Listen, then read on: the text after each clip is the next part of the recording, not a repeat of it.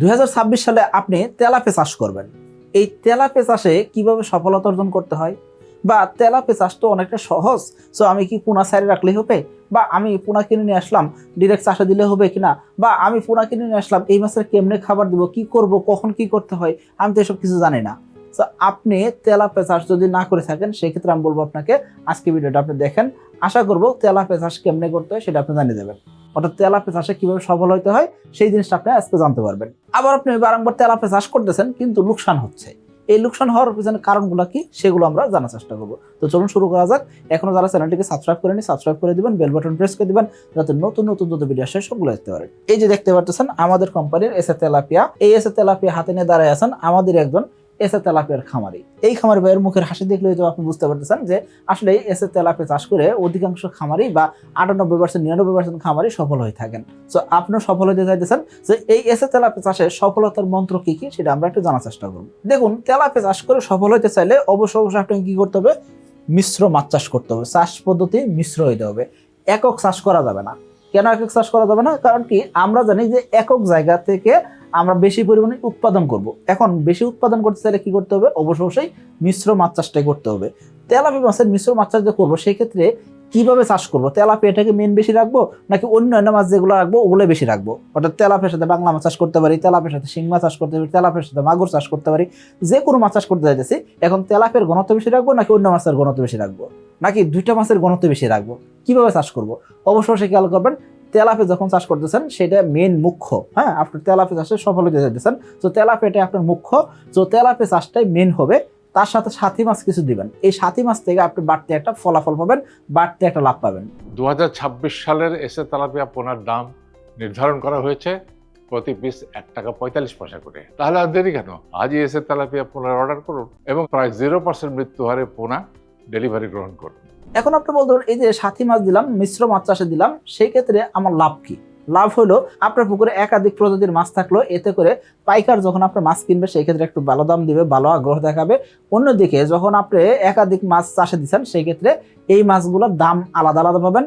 পাশাপাশি তেলাপিয়ার সাথে যে সাথী মাছগুলো দিলেন, সেই মাছগুলা বাড়তি ফলাফল আসলো, তার পিছনে তেমন কোনো পরিশ্রম নাই, তার পিছনে তেমন কোনো ইনভেস্টমেন্ট নাই। তো তার মানে বোঝা যাচ্ছে আপনার বেশিরভাগ অংশটা লাভ হইতেছে। তেলাপিয়া চাষ করতে চাইতেছেন কিন্তু আপনার পুকুরে মাছ সবসময় বেশি থাকে, খাবি খায়। কারণ কি, আপনাকে কেউ বলছে তেলাপিয়া চাষ এরকমই, তেলাপিয়া মাছ বেশি থাকবে, এটা ভুল ধারণা। তেলাপিয়া মাছ ভাষার পিছনে অনেকগুলো কারণ থাকতে পারে, তার ভিতরে সবচেয়ে বেশি যে কারণটা থাকে সেটা কি, পুকুরের পানির গভীরতা 4 ফিট থেকে 6 ফিটের নিচে আছে। যাদের পুকুরে পানির গভীরতা 2.5 ফিট, 3 ফিট, 3.5 ফিট, এসব পুকুরে মাছ ভাসার সম্ভাবনাটা অনেক বেশি। কারণ কি, ওখানে অক্সিজেন স্বল্পতা হওয়ার চান্স বেশি। কারণ কি, ভলিউম অফ ওয়াটার, অর্থাৎ পানির আয়তন বা পানির পরিমাণটা কম আছে।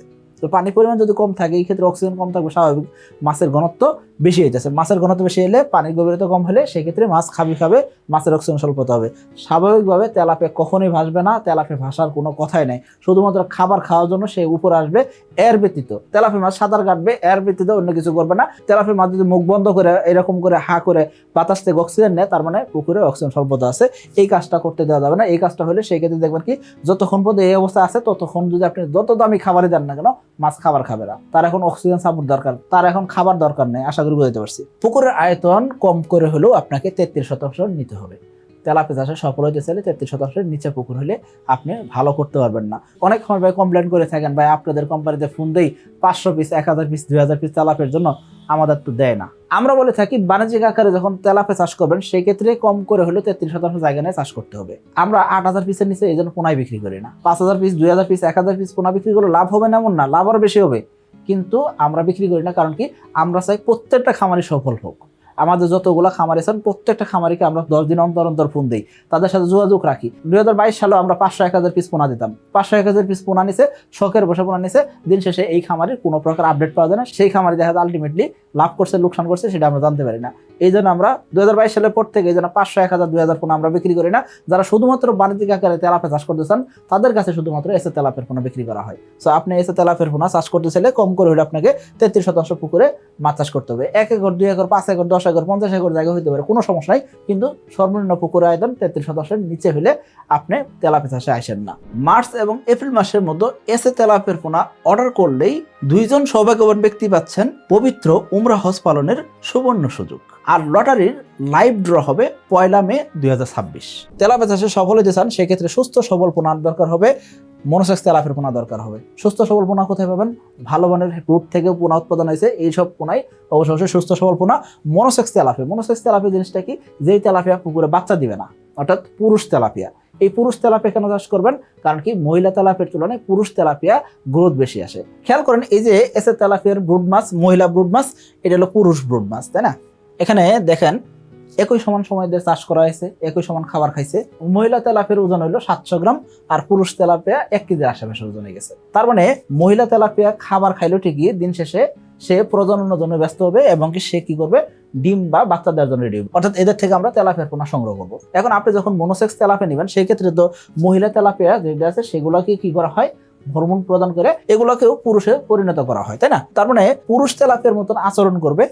পুরুষ তেলার মতন আচরণ করলে তার মানে ওজন বেশি হলো, একই সমান খাবার খাইলো।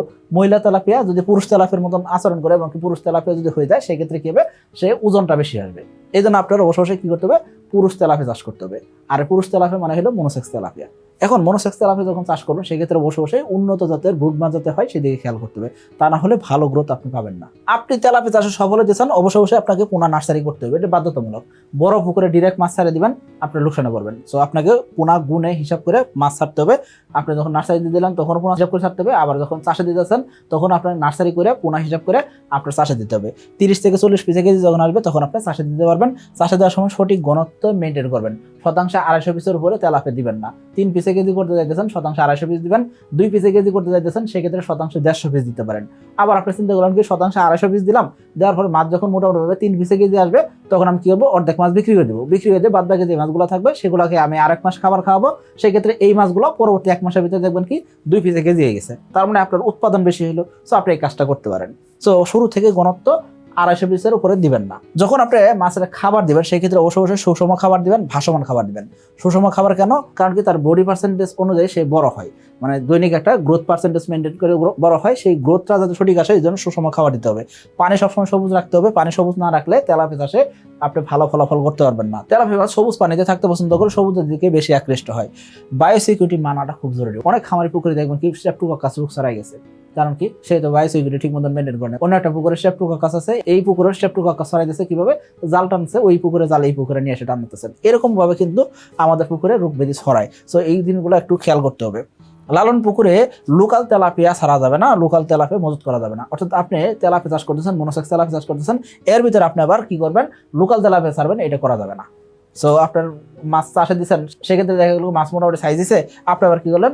এর ভিতরে লোকাল তেলাপিয়া দিলেন, এই কাজটা করা যাবে না। কি ভাই, মাছ খাবার ঠিকই খাচ্ছে কিন্তু আশানুরূপ ফল পাচ্ছেন না, আর মাছ চাষে বারবার লস খাচ্ছেন, তাহলে আজই এসে তেলাপিয়া পোনা চাষ করেন। কারণ এসে তেলাপিয়া পোনা খায় কম, বাড়ে বেশি। আর তাই খামারি ভাইদের প্রথম পছন্দ এসে তেলাপিয়া পোনা। সঠিক সময় বাজারজাত করতে হবে। মাছ যখন চাষে দিচ্ছেন সেই ক্ষেত্রে সঠিক সময় বাজারজাত করার চেষ্টা করতে হবে। সারা মাসে কিন্তু এক সমান দাম থাকে না। মাসে দেখবেন কি 10 দিন মাছের দাম কম থাকে, ওই সময় আপনার মাছ বিক্রি করা যাবে না। আপনি যখন মাছ চাষ করে বিক্রি করবেন তখন দেখা যাচ্ছে ডিসেম্বর মাসে নদী নালা খাল বিলের পানি কমে যেতেছে, ওই সময় মাছ ধরা পড়তেছে। ওই সময় যদি আপনি মাছ বিক্রি করতে যান সেক্ষেত্রে তো আপনি দাম কম পাবেন, এই স্বাভাবিক। ডিসেম্বর, জানুয়ারি বা নভেম্বরের লাস্টের দিকে মাছ বিক্রি করার চেষ্টা করবেন না। আপনি চেষ্টা করবেন ফেব্রুয়ারি মাসের পর থেকে, তাহলে দেখবেন কি ভালো দাম পাইতেছেন।